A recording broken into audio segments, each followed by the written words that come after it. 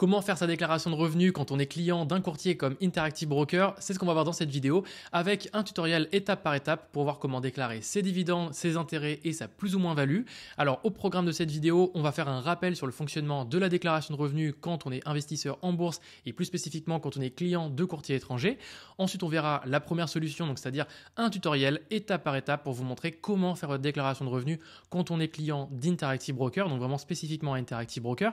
Et on verra aussi une deuxième solution qui est le fait de passer par un service tiers, comme par exemple Flash Fiscal. C'est un outil que j'ai co-créé qui vous permet de manière automatique de calculer et de générer les différents formulaires qu'on va remplir à la main donc dans cette vidéo. Donc si vous souhaitez passer par le raccourci et de ne pas vous prendre la tête, vous pouvez passer par l'outil qui s'appelle Flash Fiscal. Sinon, vous pouvez suivre cette vidéo qui est complète et qui va être le plus exhaustive possible. Alors il y a quelques petites approximations qui seront faites, mais je vais vous expliquer aussi pourquoi. Parce qu'il y a des raisons qui font qu'on est obligé de passer par un outil automatique pour certaines règles, mais vous allez voir que vous allez pouvoir faire vraiment un 98% du travail tout seul en suivant simplement cette vidéo qui va vous montrer comment faire votre déclaration.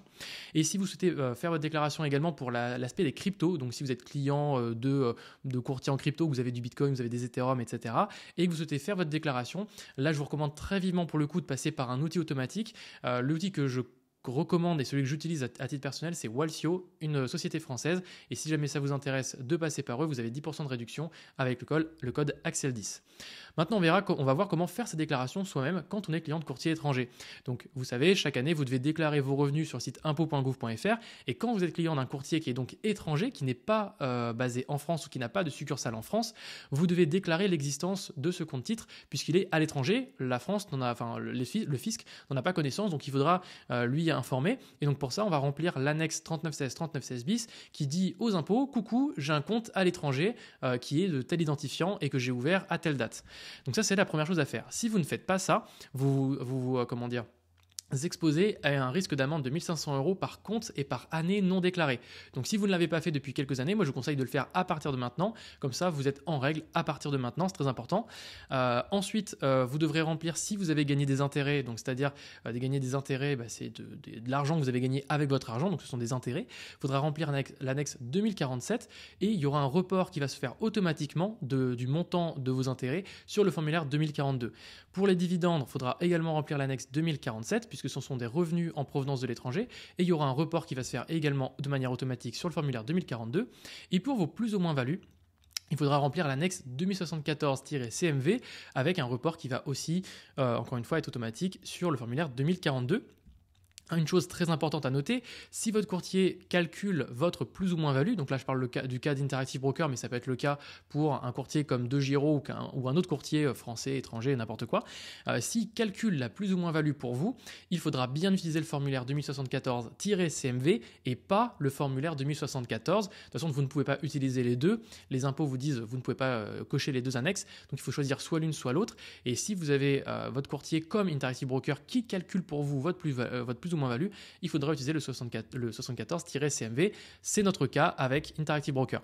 Et donc petit rappel, grosso modo, petit résumé grosso modo de ce que je viens de vous dire dans ce slide, c'est qu'il faut comprendre que le formulaire 2042, c'est vraiment le formulaire principal sur lequel sera calculé vos impôts. Donc les annexes à côté, elles vont être utiles pour donner du contexte à vos différents revenus, mais si vous ne reportez pas les informations, les montants totaux sur le formulaire 2042, vous n'allez pas payer l'impôt qui est dû. Donc c'est très important de comprendre que si par exemple vous remplissez votre formulaire 2074 CMV par exemple pour votre plus ou moins value et que à un moment vous changez la valeur reportée sur le formulaire 2042, ça n'aura pas de cohérence, ce ne sera pas à la même valeur et donc vous n'allez pas payer l'impôt que vous devriez payer.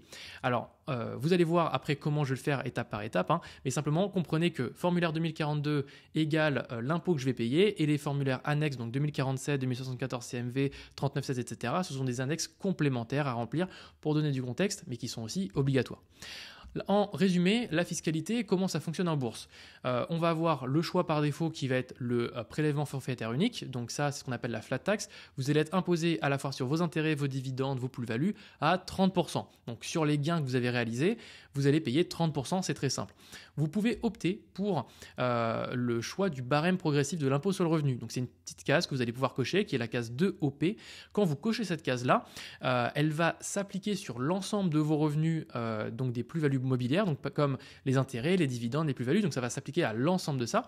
Et vous allez payer sur vos gains votre taux marginal d'imposition plus 17,2% de prélèvements sociaux.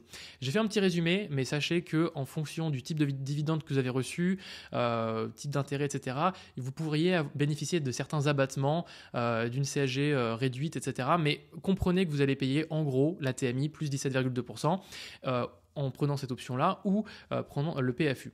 Alors dans quel cas est-ce que c'est plus intéressant de prendre l'un ou l'autre? Dans la plupart des cas, même dans 95% des cas, le choix par défaut, le PFU, sera le plus intéressant à 30%.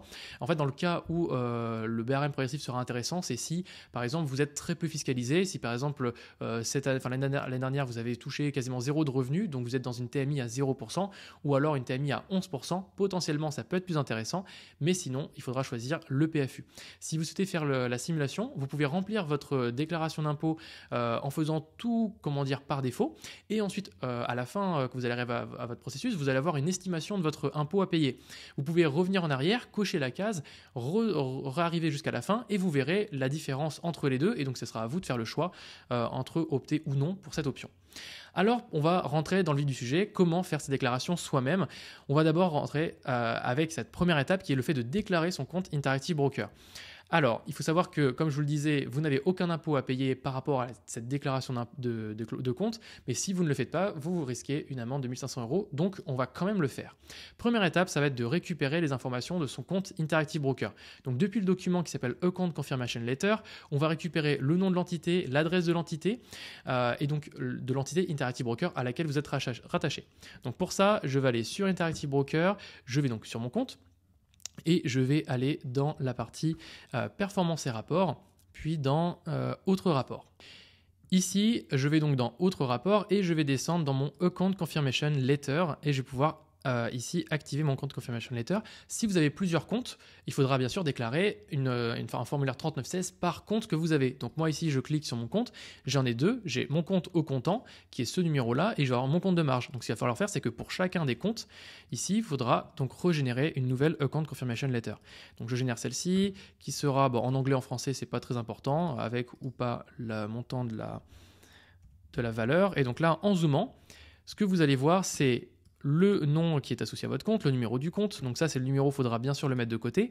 Vous allez voir aussi la date d'ouverture et un peu plus bas, ici, l'étiquette qui vous dit à quelle entité Interactive Broker vous êtes rattaché. Donc moi, c'est Interactive Broker Ireland Limited. Donc c'est bien, en étant résident fiscal français, l'entité irlandaise de eBay sur laquelle je suis rattaché. Donc vous allez récupérer nom d'entité, adresse de l'entité, le numéro de compte, la date d'ouverture de votre compte et ensuite vous allez aller remplir votre annexe 3916 3916 bis en allant sur le site des impôts puis accéder à votre déclaration. Comment est-ce qu'on fait pour remplir son annexe 3916 3916 bis? On va donc l'activer en cochant cette case. Donc je vais aller sur ma déclaration. Quand vous allez arriver sur votre déclaration de revenus qui va ressembler à ça, vous allez aller dans suivant. Vous allez faire suivant pour arriver à l'étape numéro 3. Et là, vous allez pouvoir donc sélectionner ici différentes annexes. Donc là, vous cliquez sur déclaration annexe. Je crois que j'ai mis quoi? J'ai mis déclaration annexe, c'est ça. Et là, vous allez cocher en bas déclaration par un résident d'un compte ouvert, détenu, utilisé ou clos à l'étranger. Donc le numéro 3916 3916 bis. Vous cochez cette case-là et vous cliquez sur valider. Une fois que c'est fait, vous faites suivant. Et vous allez pouvoir, dans le menu de gauche, ici, cliquer directement sur annexe 3916 3916 bis. Et là, qu'est-ce que vous allez retrouver? Eh bien, vous allez retrouver ici les différents comptes qui ont déjà été normalement déclarés l'année passée. Donc, moi, c'est le cas. J'ai mon compte Interactive Broker qui a été déclaré et je peux rajouter des comptes supplémentaires ici en mettant, je veux rajouter un compte supplémentaire. Donc ici, moi je vais vous montrer en modifiant un compte existant. Donc là, mon compte Interactive Broker, je fais consulter, modifier. Et on va devoir renseigner les informations suivantes. Donc vous avez activé l'annexe. Pour la partie nature du compte, vous allez mettre compte bancaire. Numéro de compte, vous allez mettre votre numéro de compte du coup, qui est sur la Account Confirmation Letter. La date d'ouverture, vous l'avez aussi. La date de fermeture, si votre compte a été fermé. La désignation du compte, vous mettez votre entité Interactive Broker. Donc moi, ce serait Interactive Broker Ireland Limited. Et pour la partie pays, vous mettez le pays. Donc là, c'est l'Irlande. Et normalement, voilà, et le complément d'adresse, c'est optionnel, vous n'êtes pas obligé de le mettre. Et vous verrez qu'il faudra aussi cocher la case 8UU qui normalement est cochée par défaut dans le formulaire principal. Alors, je vous montre ça. Donc là, on est dans le formulaire 3916, je coche compte bancaire, vous cliquez sur suivant, vous mettez ici votre numéro de compte, ok, les caractéristiques du compte, ici vous mettez un compte courant, puis vous ne mettez pas autre, vous mettez bien compte courant. La date d'ouverture, on l'a vu dans ma Account Confirmation Letter, ici moi c'est le 12 janvier 2021, donc alors c'est pas le 12, parce que là c'est pas le même compte en fait que je suis en train de déclarer, là c'est le compte qui finit par 51, et là, d'ailleurs il y a une erreur ici, donc là c'est le 12 janvier 2021, tac tac tac, le 12 janvier 2021, je crois que j'avais fait une erreur d'ailleurs quand j'avais dû le déclarer la première fois. Ensuite, désignation de l'organisme. Donc là, vous mettez Interactive Broker. Donc là, ici, Ireland Limited. Ireland Limited. OK. Le pays, vous mettez donc l'Irlande, puis si vous êtes bien rattaché à cette entité-là. Et pour un des membres de votre foyer est donc titulaire en propre du compte bancaire. Et ensuite, vous cliquez sur Suivant. Et vous précisez que votre usage, il est pour un usage personnel exclusivement. Ensuite, on clique sur Continuer. Et voilà, vous avez fait votre déclaration pour votre formule, en déclarant l'existence de votre compte Interactive Broker. Ensuite, donc, il faudra cocher la case 8UU qui, elle, va se retrouver en fait quand vous allez faire votre déclaration principale. Donc, vous allez dans votre déclaration de revenus. Alors là, je suis obligé de passer sur l'ensemble de mes comptes. C'est un peu embêtant. Voilà, je fais suivant. Et là, je vais pouvoir donc aller faire suivant. Donc là, c'est bien, c'est trié avec un chiffre. Voilà. Et quand vous allez arriver à un moment sur une page qui s'appelle Divers, vous verrez très certainement ici compte ouvert détenu clos à l'étranger, 8UU coché. Si ce n'est pas le cas, il faut le cocher puisque ça correspond à votre annexe qui sera ajoutée. Voilà, on a déclaré donc l'existence de notre compte à l'étranger. Maintenant, on va devoir déclarer ses intérêts. Donc, première étape, c'est de vérifier si vous êtes concerné par cette déclaration en vous posant la question, est-ce que j'ai reçu des intérêts sur l'année fiscale passée depuis mon courtier Interactive Broker? Pour ça, on va donc générer un relevé d'activité annuel et regarder dans l'onglet Intérêts. Si vous ne voyez pas cet onglet apparaître dans votre relevé d'activité, ça veut dire que vous n'avez pas reçu d'intérêt et donc vous pouvez sauter cette partie-là et passer directement à la partie déclaration de dividendes si vous êtes concerné. Alors je vais donc sur mon compte Interactive Broker, je vais dans Performance et rapports, puis dans Statement ou relevé d'activité en français. Et là, je vais donc générer un relevé d'activité. Moi, je vais le générer pour mes deux comptes, pour l'ensemble de mes comptes, parce que je vais déclarer l'ensemble de mes comptes. Donc c'est ce que je vous conseille de faire si vous avez plusieurs comptes. Vous cliquez sur Activité et vous allez générer un nouveau relevé d'activité annuel, donc pour l'année fiscale passée, donc pour l'année fiscale 2024, puisqu'on est en 2025 pour mon cas actuellement. Et je vais le générer au format HTML et je vais cliquer sur Voir. Là, j'ai mon relevé qui a été téléchargé. Alors, des fois, il vous le télécharge, des fois, il vous l'affiche directement. Donc, moi, il me l'a téléchargé. C'est un fichier zip qu'il faut que j'ouvre. Et une fois que je l'ai ouvert, alors je crois que c'est parce que j'avais dit nanana. Donc, non, c'est bon. Hop là. Voilà. Je double-clique. Et donc, j'ai mon relevé qui vient de s'ouvrir tout simplement. Donc ici, dans mon relevé, je vais avoir ici un onglet Interest, donc intérêt, et ça veut bien dire que j'ai reçu des intérêts. Donc là, je suis concerné effectivement par les intérêts à déclarer. Donc, ça c'était l'étape, on va dire, préliminaire. Première étape, ça va être de récupérer vos informations pour pouvoir faire votre déclaration des intérêts. Donc, on va devoir récupérer le nom de l'entité. On a vu que mon compte était rattaché à l'entité Interactive Broker Ireland Limited, donc je connais déjà le nom de l'entité et le pays de l'entité pour laquelle j'ai reçu mes intérêts. Et il va falloir aussi que je connaisse le montant brut des intérêts perçus. Donc, comment je fais pour voir ça? Je vais dans Intérêts. Ici, on peut voir que j'ai reçu des intérêts en euros. J'ai aussi reçu des intérêts en dollars. Donc, le total en euros, ça faisait 84. Le total en dollars, ça faisait 265. Et le total de mes intérêts donc en euros, eh bien, il est ici, il est à 328 euros. Donc, je peux voir que ma somme totale sera de 328 euros d'intérêts bruts perçus. Donc, ce sera à déclarer.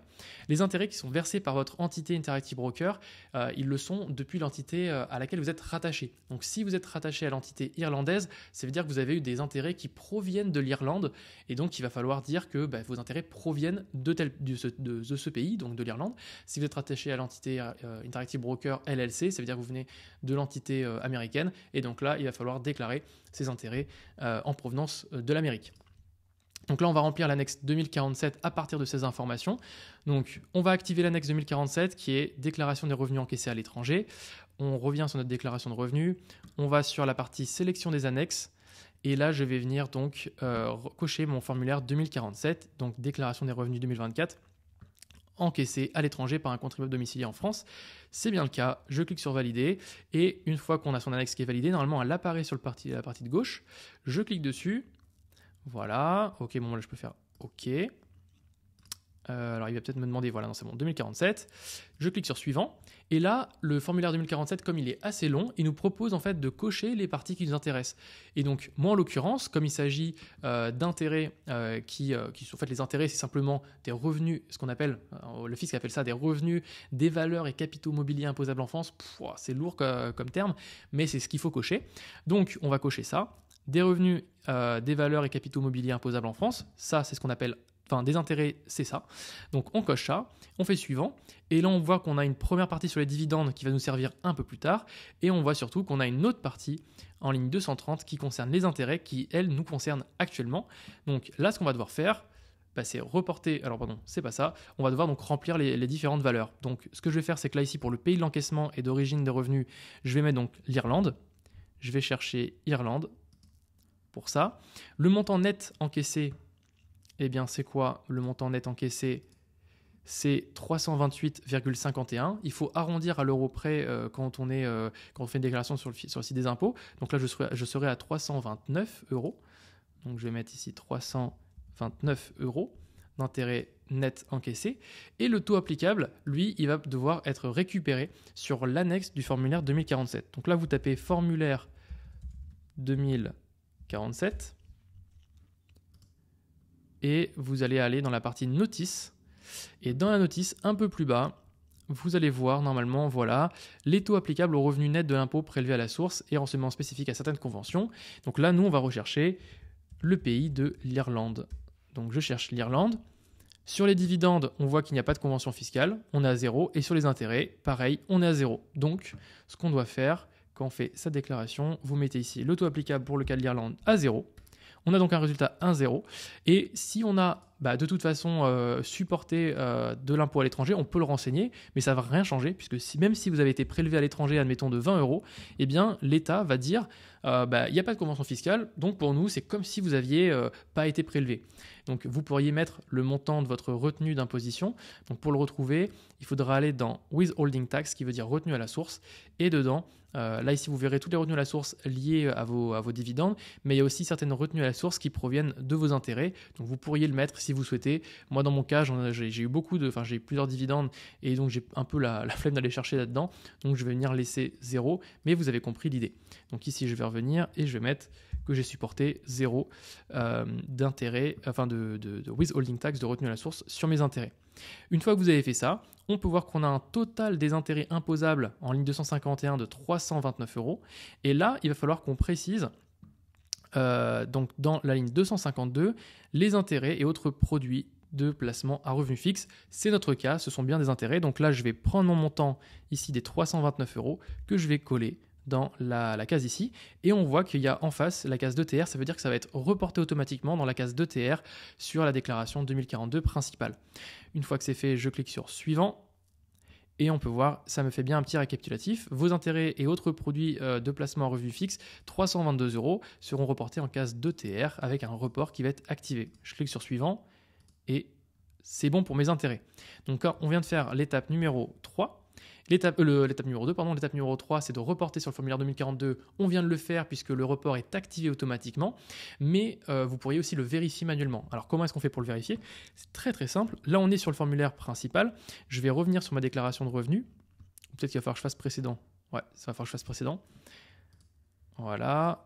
Et je vais revenir donc sur ma case de TR, voilà, et donc là si je vais sur le formulaire 2042 et que je vais dans la partie vos revenus et dans les cases 2 et quelques, nous on a vu qu'on avait un report qui allait se faire automatiquement en case 2TR, j'ai bien ici un 2TR, quand je clique sur la petite icône de stylo, on voit que mon report 2047 a bien fait que, elle nous a bien dit, ok, il y a bien eu un report de 329 euros qui a été fait, donc il y a bien 329 euros qui sont dans la case 2TR, c'est bon, donc ce qu'il faut bien vérifier c'est que vous avez ces montants, le montant de vos intérêts qui apparaissent ici, c'est vraiment le plus important. On vient de déclarer les intérêts. Maintenant, on va passer à l'étape de la déclaration des dividendes avec Interactive Brokers. Alors, vous allez me dire, mais attendez, les dividendes, je ne comprends pas, moi j'ai déjà payé des impôts. Alors, il faut savoir que les courtiers prélèvent automatiquement ce qu'on appelle une retenue à la source, ce qui est une withholding tax. Et donc, cette retenue à la source, en fait, elle fait elle prélève une partie des impôts que vous devez payer, mais c'est pas tous vos impôts. Et cette retenue à la source, en fait, elle a été prélevée par le pays dans lequel est l'entreprise qui vous verse des dividendes. Donc par exemple, si on vous verse des dividendes des États-Unis, eh bien c'est les États-Unis qui vont prélever automatiquement cette retenue à la source via le courtier en bourse que vous utilisez. Donc heureusement, il existe des conventions fiscales pour éviter une double imposition, parce que si vous êtes prélevé à la source et qu'en plus vous devez payer votre impôt sur le revenu, vous êtes fortement fiscalisé. Je vous donne un exemple. Si vous n'avez pas de convention fiscale, par exemple, et vous recevez un dividende des États-Unis, vous devez recevoir normalement 100 euros brut que l'entreprise verse comme dividende, eh bien vous auriez normalement 30% de retenue à la source qui vont automatiquement être prélevés par le courtier au moment où vous recevez vos 100 euros. Eh bien, à chaque déclaration de revenus annuelle, vous devrez dire j'ai reçu 100 euros de dividende brut et les impôts vont dire tu dois payer 30% de flat tax et donc moins 30% à ce moment-là. Donc ça veut dire qu'il vous reste 100 euros moins 30, il vous resterait 40 euros net, ce qui ferait assez mal. Heureusement, on a des conventions fiscales qu'il y a entre la France et les différents pays. Par exemple, pour les États-Unis, cette convention, elle fait que vous allez payer 15% de retenue à la source et la France ne va prendre que 15%. Donc en fait, ils vont venir se partager le gâteau. Et donc au lieu d'avoir 40 euros net, il vous restera 70 euros net. Donc on se retrouve avec les 30%. Il y a certains pays où c'est pas 15%, c'est un peu plus, c'est un peu moins, ça dépend de la convention fiscale entre les différents pays. Et donc pour savoir justement quel est ce taux qu'il y a entre les différents pays, c'est le taux qu'on va retrouver dans l'annexe qu'on a vu juste avant du formulaire 2047. On peut voir que par exemple pour l'Irlande, on a zéro de taux applicable au revenu net de l'impôt prélevé à la source. Pour le cas de la Bulgarie, c'est 17,2%, ce qui permet d'avoir en fait un 15% en réalité. Si je regarde par exemple la Colombie, c'est 17,2%, le Congo, c'est 25%. En fait, ça va dépendre des pays. Donc, il va falloir le faire manuellement pour chacun des pays. Vous inquiétez pas, ça va se faire ensemble. Alors, la première étape, quand on va faire notre déclaration de revenus avec les dividendes, c'est de vérifier si vous êtes concerné. Donc, pour ça, avez-vous reçu des dividendes sur l'année fiscale passée depuis votre courtier Interactive Broker? C'est très simple, on fait la même chose que pour les intérêts. On va donc générer un relevé d'activité annuel et regarder dans l'onglet dividendes et aussi dans l'autre onglet qui s'appelle revenus d'impôt, ce qu'on appelle aussi withholding tax en anglais, pour savoir si vous avez reçu des dividendes. Alors moi, je vais vous montrer avec mon relevé d'activité. Là ici, quand je vais ici, on peut voir que j'ai bien un onglet dividendes qui apparaît. Si cet onglet n'apparaît pas, ça veut dire que vous n'avez pas reçu de dividendes et donc que vous n'êtes pas concerné pour le fait de déclarer vos dividendes. Donc tant mieux, vous vous êtes épargné une grosse déclaration un peu relou à faire. Vous allez voir qu'on va quand même y arriver ensemble. Donc vous avez cet onglet dividendes, ça veut dire que vous avez reçu de dividendes, super, on va voir comment le déclarer. Et vous avez aussi un autre onglet qui est withholding tax qui va être les retenues à la source associées à vos dividendes. Par exemple, j'ai reçu ici un dividende de Total Energy ici de 3,81 euros et on peut voir que j'ai été retenu à la source de 0,79 euros au même moment. Donc souvent ça arrive à la même date que le versement de votre dividende. Donc une fois qu'on sait qu'on a des dividendes, maintenant on va récupérer les informations qui nous intéressent. Donc depuis votre onglet performance et rapport, puis fiscalité, puis relevé des dividendes, ce document vous permet d'avoir vos dividendes et vos retenues par pays. Et donc heureusement, ça va vraiment nous simplifier la tâche. Alors on verra qu'il y a une petite particularité qui fait qu'on est obligé normalement, c'est pour ça que je me dis normalement parce que je vais expliquer ce qu'on va faire dans cette vidéo, on va devoir normalement distinguer les dividendes éligibles à l'abattement de 40% et les autres revenus, donc les autres dividendes qui ne le sont pas. On verra pourquoi. Alors, on va d'abord générer ce fameux document. Donc, on revient dans notre compte Interactive Broker, on va dans Performance et Rapports, puis dans ici Tax Document. C'est comme ça qu'ils appellent ça. Je crois ici, nous, c'est Fiscalité en français, quand vous êtes en français. Et vous allez le générer pour votre compte. Donc, moi, je vais le générer par exemple pour mon compte au comptant. Alors, je ne sais plus si c'est celui-là qui a reçu des dividendes. On va voir. Est-ce que c'est celui-ci? Oui, c'est celui qui a reçu des dividendes. Alors, ce que vous pouvez faire, donc, quand vous avez sélectionné votre compte, normalement, si vous n'avez qu'un seul compte, ce sera le compte par défaut. Si vous avez reçu des dividendes, vous allez voir ici un dividend report qui va arriver pour votre année fiscale passée. Donc, moi, c'est bien le cas. Et si par contre, je sélectionne mon autre compte qui n'a pas de dividende, donc mon compte de marge, normalement, lui, voilà, il a un dividende report, mais il n'aura peut-être rien dans sa... Ah non, voilà, c'est juste que je ne peux pas sélectionner l'année 2024 puisqu'il n'était pas encore ouvert en 2024. Donc, c'est pas grave, je vais prendre mon premier compte pour vous montrer. Donc, je prends ici mon compte et je vais donc télécharger, voir mon dividend report.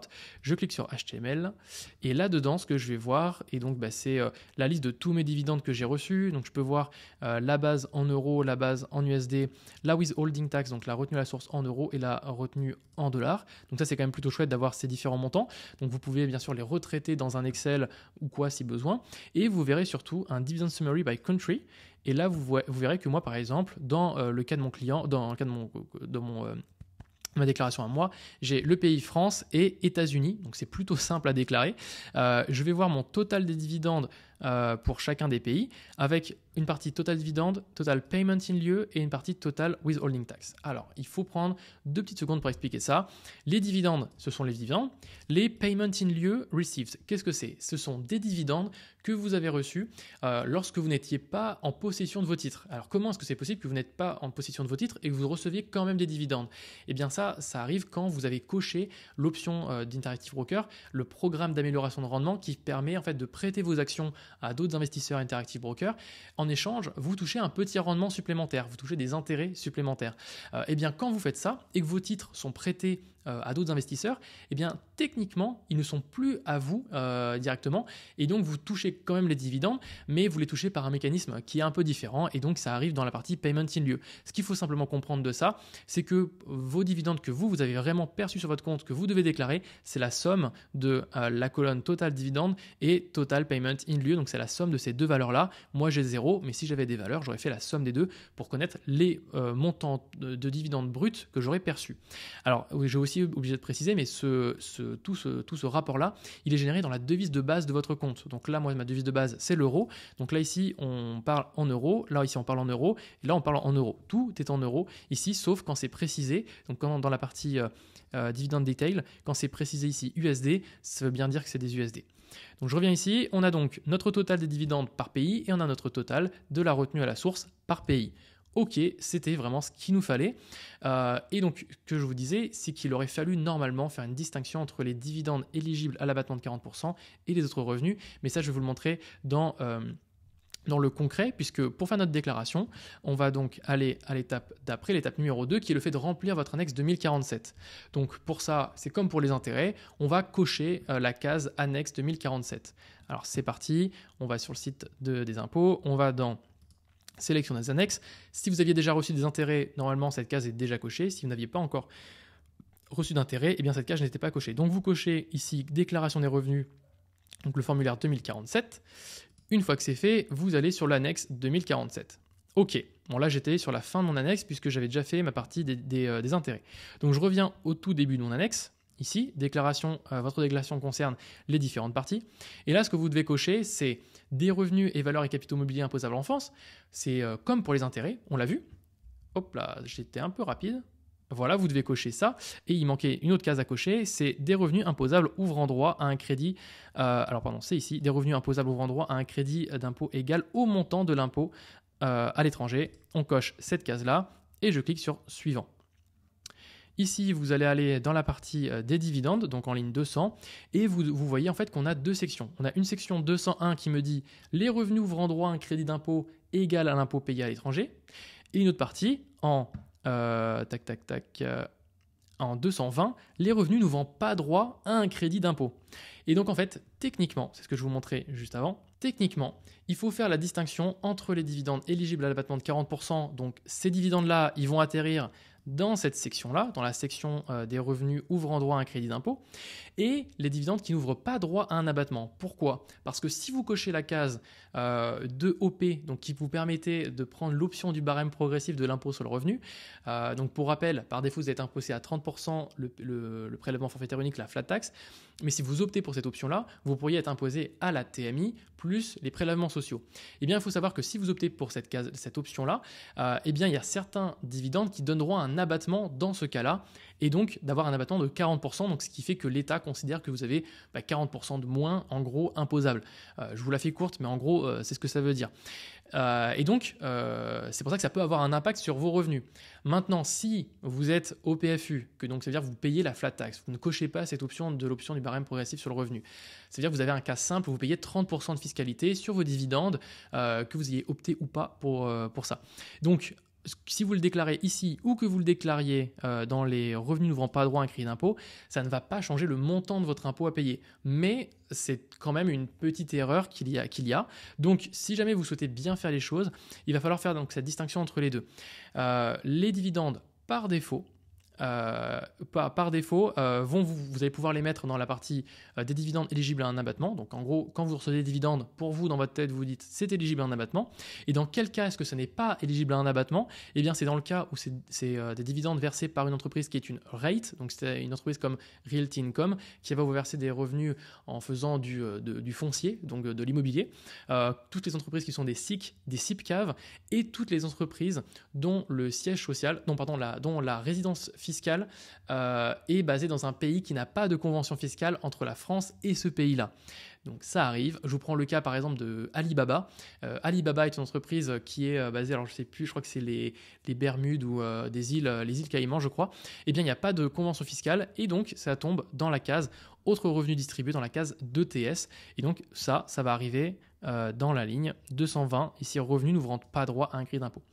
Ce qu'il faut comprendre de ça, c'est que si vous voulez simplifier les choses et que vous dites « Ok, mais moi je suis au PFU et je veux simplement payer 30% de fiscalité sur ce que je dois payer ». Dans ce cas-là, vous pourriez faire une approximation et vous dire « Je mets tout dans les dividendes éligibles à un abattement ». C'est probablement le plus simple à faire et c'est probablement ce que je vous conseillerais de faire. Pour un particulier, c'est quand même bien plus simple de faire ça soi-même. Donc, c'est ce qu'on va faire. Alors, ici, on va mettre le pays d'encaissement. Moi, en l'occurrence, on peut voir que mon pays étranger pour lequel j'ai reçu des dividendes, c'est les États-Unis. J'ai aussi reçu la France, mais la France, c'est un pays dans lequel je suis, donc je n'ai pas besoin de le mettre. Donc ici, je vais mettre États-Unis. Je vais mettre ensuite le montant net encaissé. Donc ce montant net encaissé, c'est ni plus ni moins que, ici, on a vu 82,11 moins 12, parce que ça, c'est le montant brut en fait que j'ai perçu. Donc 82,11, c'est le montant brut. Et j'ai payé 12 de flat tax, enfin de retenue à la source, pardon. Donc j'ai reçu un montant net de 69,79. Donc je vais devoir déclarer en arrondissant 70. Donc ici, je vais venir mettre 70 dans la partie montant net encaissé.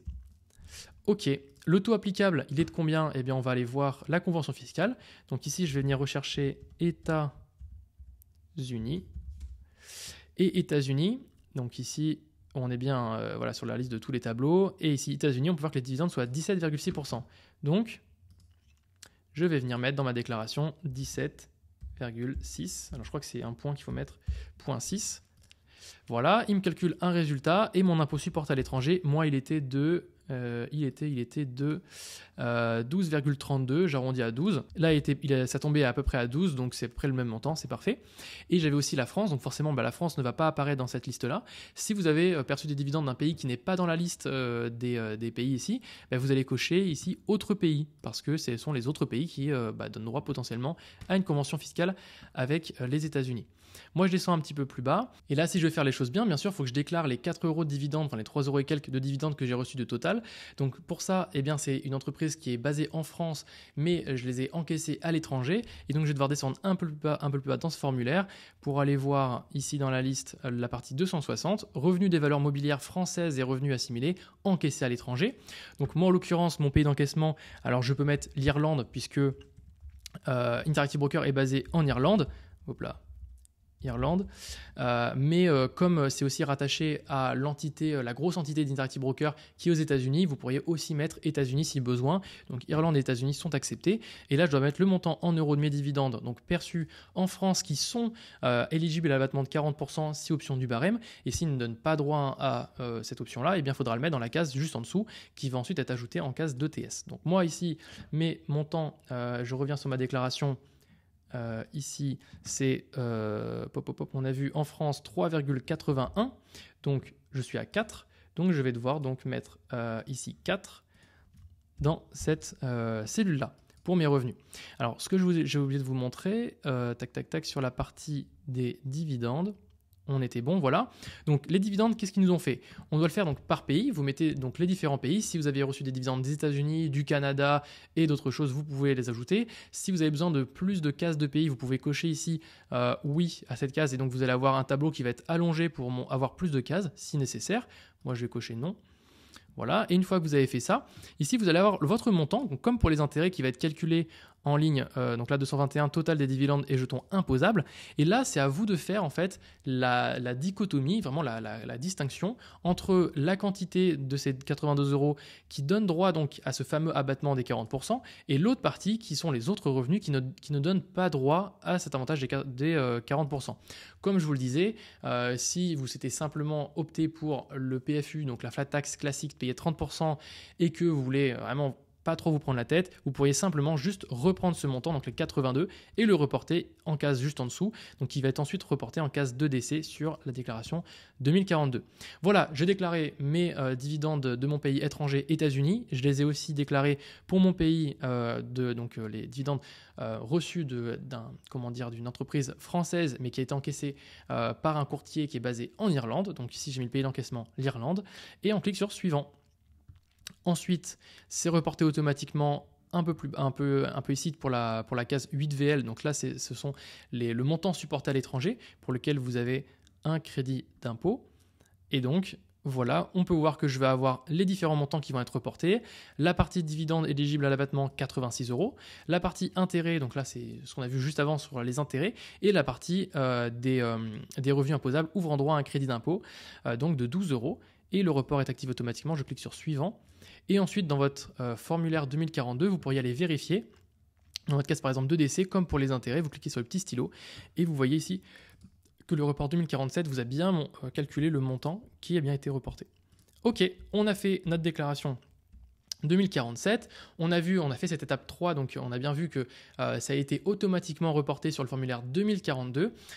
Et aussi une petite chose à savoir, c'est que si vous avez reçu des dividendes qui n'ont pas été comptabilisés, donc par exemple des dividendes basés en France, mais vous n'avez pas reçu encore l'IFU ou ça n'a pas encore été télédéclaré, vous pouvez cliquer sur la petite icône pour chacune de vos cases, donc par exemple les cases d'ETR, de DC, etc.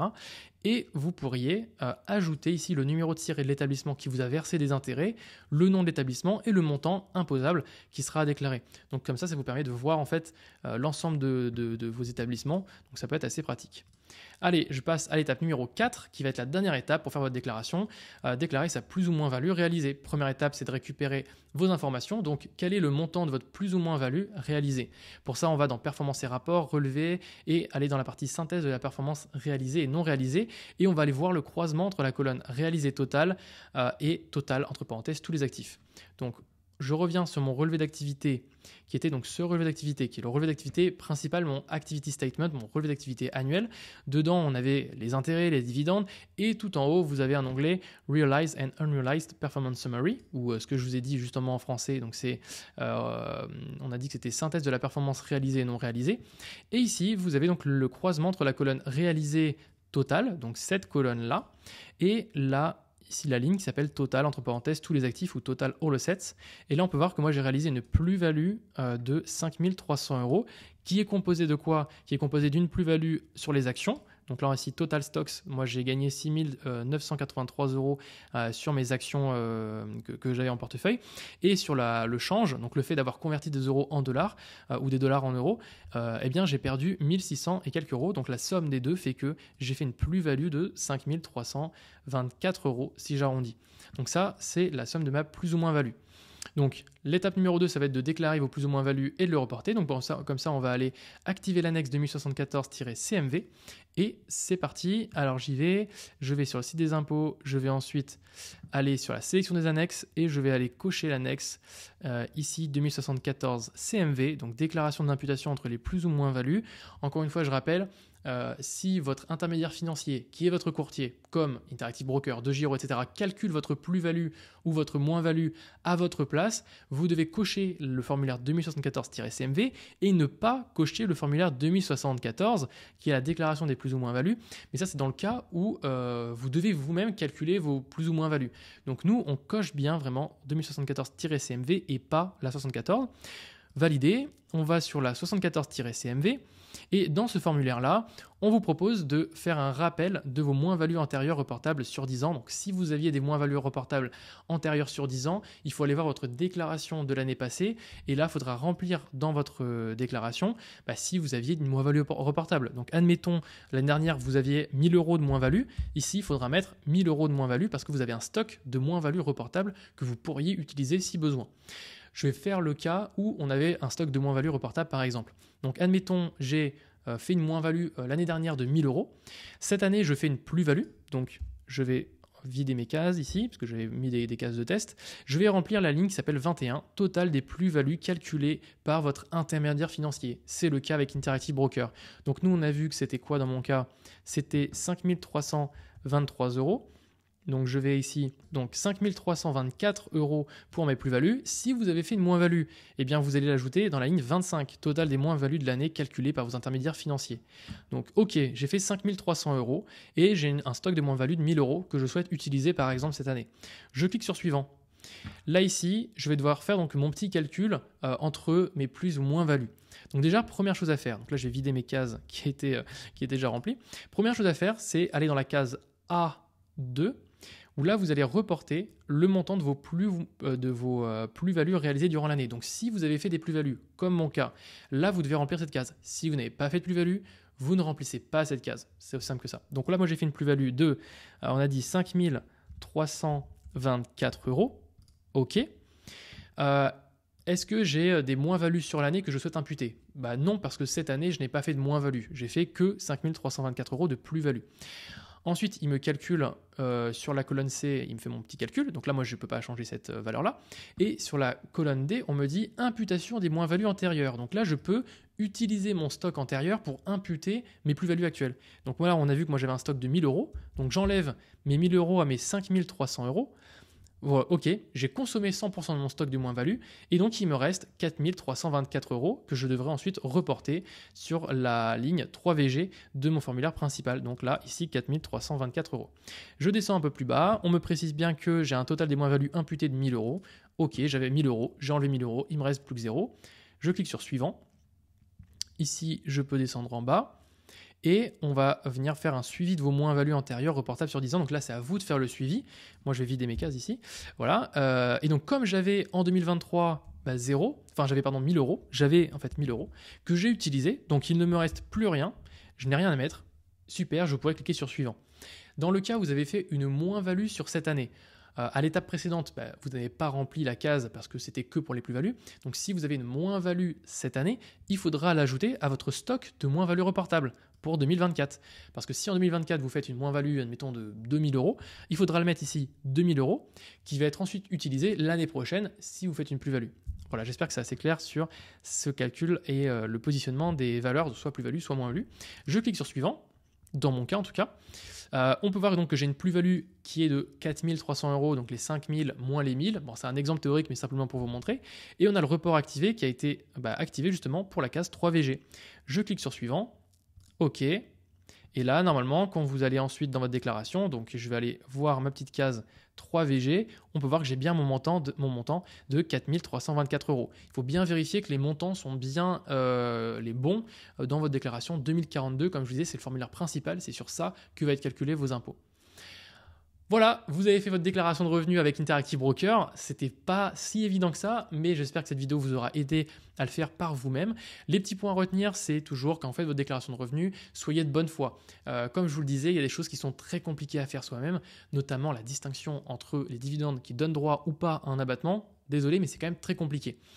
Essayez de tout déclarer, enfin pas essayer, mais déclarez tout. Donc vos comptes, vos dividendes, vos intérêts, vos plus-values, vraiment faites l'ensemble de toutes vos déclarations, c'est très important, même si vous ne faites pas de retrait sur vos comptes titres. Donc c'est par exemple que si vous avez un compte titre Interactive Broker, que vous n'avez pas retiré votre argent de votre compte titre, vous devez quand même déclarer les dividendes, les intérêts, les plus ou moins values faites, réalisées parce que sont réalisées tout simplement.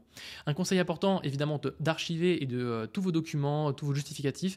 Donc moi, ce que j'aurais tendance à vous conseiller, c'est d'avoir sur votre ordinateur un dossier qui s'appelle déclaration de revenus 2025 sur 2024 par exemple, et dedans vous avez un dossier, donc moi c'est mon architecture que j'ai fait personnellement, un dossier charge et un dossier revenus, et par thématique. Donc par exemple charge, ça peut être les donations que vous avez pu faire, les plans d'épargne retraite dans lesquels vous avez cotisé, vos revenus, ça peut être vos revenus en bourse, vos bulletins de salaire, vos chômages, la partie bourse, donc les relevés de compte Interactive Broker, tous ces trucs là. Mettez-le de côté et évidemment connaissez les dates de dépôt, puisque la fin de la date de déclaration, ce sera le 22 mai 2025 pour cette année-ci. Donc l'année d'après, ce sera des dates certainement différentes et ça varie en fonction des départements. Donc soyez au fait de ça. Et je voulais vous présenter, terminer cette vidéo, pour vous présenter une deuxième solution qui est le fait d'utiliser un outil automatique. Alors, ce qu'on a vu tous ensemble, vraiment ce calcul, d'aller récupérer les valeurs, etc., tout ça, c'est fait automatiquement avec Flash Fiscal. Donc, c'est un outil qui vous permet de générer automatiquement les différents formulaires fiscaux. Donc, ce qu'on a vu, 2042, 3916, 2074-CMV, etc. Ça, c'est calculé pour vous. Et on a même ajouté une troisième étape qui est le fait d'avoir une aide à la déclaration pour pouvoir remplir vos valeurs sur impôts.gouv.fr. Alors, pour qui est-ce que cet outil est fait? Il est fait pour les investisseurs qui sont des particuliers, qui sont clients de courtiers étrangers comme Interactive Brokers et donc qui sont supportés par Flash Fiscal. Donc aujourd'hui, on a Interactive Brokers, Trade Republic, DeGiro, Mexem et tous les autres courtiers liés à Interactive Brokers par exemple. Il faut aussi qu'ils soient résidents fiscaux en France métropolitaine. Pour l'instant, on ne fait pas les expatriés, les impatriés et les résidents en dom-tom et on ne s'occupe pas aussi de la déclaration fiscale pour les sociétés pour le moment. Donc ça, c'est Flash Fiscal et je vais vous montrer une petite démonstration. Mais si jamais ça vous intéresse, vous avez un lien en description de cette vidéo qui vous montrera un tutoriel complet sur Flash Fiscal sur comment est-ce que fonctionne cet outil. Donc Flash Fiscal, c'est un outil qui ressemble à ça. Vous allez pouvoir tester gratuitement et vous créer un compte. Et une fois que vous avez créé un compte, eh bien, vous allez pouvoir donc créer une nouvelle déclaration. Donc moi, je vous montre ici pour ma déclaration personnelle. Vous arrivez sur la première étape où vous allez devoir juste déposer votre relevé de compte Interactive Broker. Alors vous inquiétez pas, il y a des vidéos à chaque fois qui vous expliquent comment récupérer vos informations, vos documents. Donc ici, vous déposez votre document. Et donc moi, ce que j'ai fait, c'est que j'ai à la fois plusieurs comptes Interactive Broker, j'ai aussi un compte DeGiro, un compte Trade Republic. Donc en fait, ce qui est compliqué quand vous faites votre déclaration, c'est quand vous avez vraiment plusieurs comptes, c'est vraiment là où le calcul devient compliqué et on est obligé de passer par un Excel. Sauf que l'Excel a ses limites et vous l'avez compris, notamment par exemple à cette histoire d'abattement, mais il y a aussi d'autres choses que vous devez vérifier. Donc ça, c'est la première étape. Deuxième étape, une fois que vous avez fait ça, on vous donne votre plus ou moins value, vos dividendes et vos intérêts que vous avez perçus. Ensuite, vous pouvez prendre votre licence si jamais vous souhaitez générer vos formulaires. Et là, vous allez pouvoir générer vos différents formulaires. Donc moi, par exemple, je vais récupérer mon formulaire 2047 ou mon, par exemple, 2074-CMB. Et je vais vous montrer ça. Donc admettons, le formulaire 2047, il va ressembler à ceci. Donc, j'ai mon PDF dans lequel je vais avoir en fait l'ensemble de mes valeurs. Donc là ici États-Unis, je vais avoir mes intérêts en Irlande, en Allemagne, je vais avoir ici le pays d'encaissement États-Unis avec 4 euros. Voilà, donc en fait vous allez avoir vraiment ce formulaire qui va être automatiquement rempli pour vous. Donc ça va vraiment vous faire gagner du temps et surtout vous allez avoir cette troisième étape qui va être la partie déclaration étape par étape où on vous dit vraiment, en fait, vous avez des cases à cocher en disant, là d'abord, il faudra remplir le formulaire 3916. Donc vous avez ce compte-là à déclarer. La nature du compte, c'est ça. Quand vous l'avez fait, vous cochez. Le numéro du compte, c'est ça. Quand vous l'avez fait, vous cochez. La caractéristique du compte, c'est ça. Et vous cochez en fait pour chacune des valeurs. Et vous avez la même chose pour l'ensemble. Donc moi, je suis client de plusieurs courtiers, donc j'ai pas mal de comptes à déclarer. Et quand je vais tout en bas, je vais aussi avoir le formulaire 2047. Et pareil, on vous dit les cases à cocher, les valeurs à copier, par exemple pour les pays, le taux applicable. Bref, on vous mâche le travail. C'est vraiment fait pour les personnes qui ont pas envie de se prendre la tête et qui ont envie d'avoir un résultat simplifié. Et bien sûr, on a un petit support client en bas à droite pour poser des questions si jamais vous avez besoin. Voilà, j'espère que cette vidéo complète sur comment faire sa déclaration avec Interactive Broker vous aura plu. Si vous avez des questions, vous pouvez les poser en commentaire. Et puis sinon, n'hésitez pas à tester Flash Fiscal. Et je vous dis à très bientôt. C'était Axel. Ciao tout le monde!